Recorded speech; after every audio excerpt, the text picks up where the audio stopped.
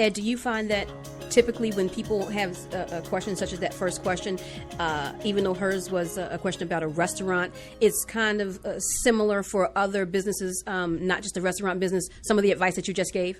Yes. In fact, I did not mention what my topic will be at the conference.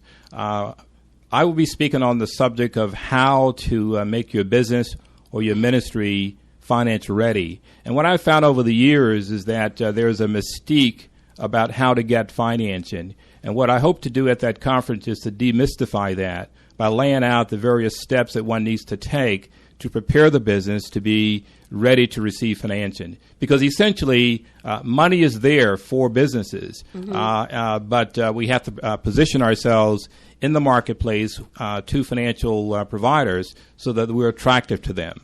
Is there, without giving away everything because we want people to come to the conference, but is there a couple of things that you can share with the audience that they can do to make their business ready for those people who may want to invest or give them money for a loan or something like that? I think the most important thing is to really take some time to really think through why people will buy from you, whether it be a service business or whether it be a product. Why is someone going to knock on your door and buy from you? If you can really think that through, then you can get professional help to help you flush out all the other particulars in terms of what your marketing strategy needs to be, your operational plan and financing plan. But you really have to see yourself as being someone outside of the pack, someone different, someone that's going to attract a market for your product or your services. Okay. Now, speaking of business planning, Steve, can you talk a little bit about what it is that you see many people who come to your workshops and seminars that they are looking for in reference to business planning? Sure. I think one of the main things that is a challenge for everybody is just getting clarity on some of the things that Ed just talked about. At the Kingdom Business Conference, I'll be dealing with the art of long-term business success, and I think if you begin with the end in mind, just like the great author Stephen Covey has talked about, you really got to get clear with where you want to be 10 years from now. For small businesses, that's a good place. You can go up to 100 years from now if you'd like, but keeping it simple, 10 years from now, where do you want to be? What does that business, what is it going to really look like? And how are you going to then backtrack all the way down to where you sit today to start taking the necessary steps to fulfilling that vision? And I think the most important thing is really understanding what your business's purpose is going to be to serve. Okay. And what I mean by that is what's its reason for existence. And getting clarity around that is what helps fuel that whole planning process, so that you can do what Ed had just mentioned there, is being able to sit in front of potential investors to be able to show why your business is different than the others in the marketplace. Mm-hmm.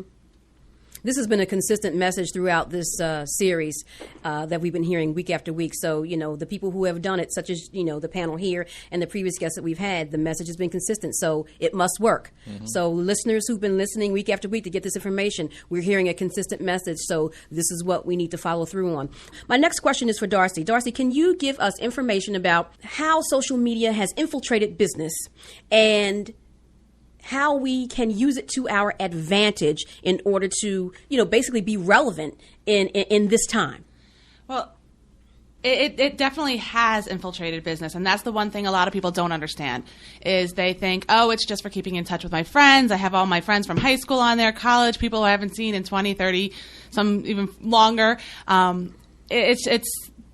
If you're reaching out to these people, why not reach out to them in business? Mm-hmm. You already have these networks of friends that you have. A lot of people are on Facebook and Twitter, and they're, just on there for personal reasons. You have this network of friends that you've built through your lifetime when we didn't have all of these great ways of keeping in touch. Right. And you've built them through your lifetime. Why not reach out to them for business?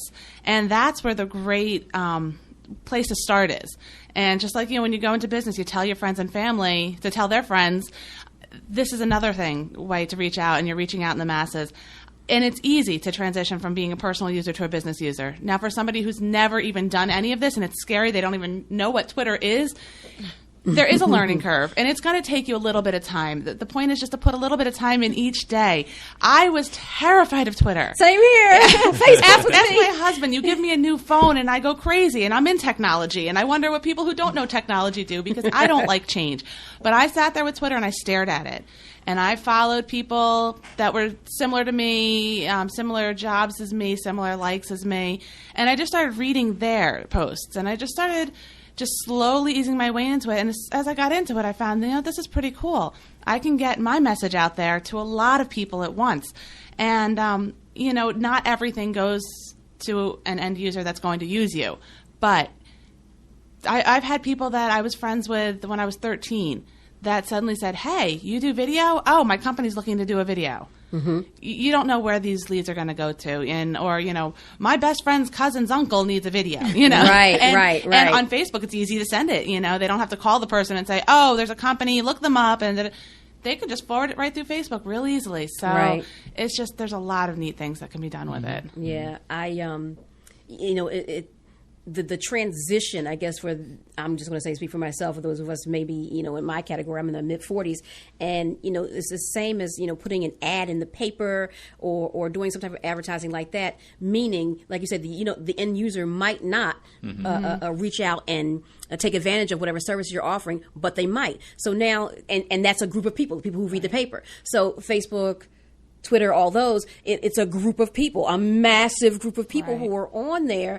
And so you're just trying to reach whoever needs your service. So I guess, it's the mental shift. It's the paradigm shift of how you think about what that tool is for. So, okay, for me, it was, I don't want any friends. I don't need any friends. So, because all I heard was friends, on Facebook, but it really isn't about friends like that for people in business. So when I began to shift my thinking in that direction, now it's like, okay, they're not really friends, they're potential customers. Right, exactly. And it's all about name recognition. Mm-hmm. They say that somebody doesn't remember something until they've heard it 7 times. Mm-hmm. Right. So Facebook can be numbers 2 through 7.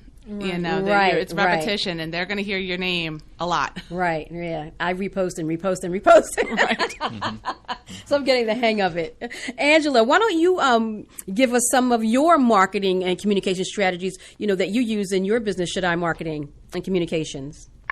One of the key services that we offer, one of the tools that I believe is very vital to business success, Sharon, is the telephone. The telephone is an asset that many business owners never really recognizes or even thinks about it as being an asset. And people are calling companies every day. They're being placed on hold. Companies are spending millions of dollars to induce the phone, to make the calls ring. And when the phone calls come in, they're placed on hold, and it's silent hold. So one of the services that we offer here at Shaddai Marketing and Communications is our message and music on hold service. And we basically stand on the fact that silence is definitely no way to do business. So here you have a telephone, here you have hold time, and here's a valuable asset for you to communicate to targeted audience. Who are they? Well, these are the people that have called your business. What is it that you want them to know about your company? Whether it is about the services, whether it is an opportunity for you to talk about your products, your services, for you to talk about new hires, for you to talk about new recognitions or awards that you may have received. It's a vital tool that can be utilized. We also provide voice broadcasts where instead of having someone making thousands of calls, say, for example, if you're a car dealership, we basically have services that we provide that would be able to offer that as well. Okay. And, and Sharon, what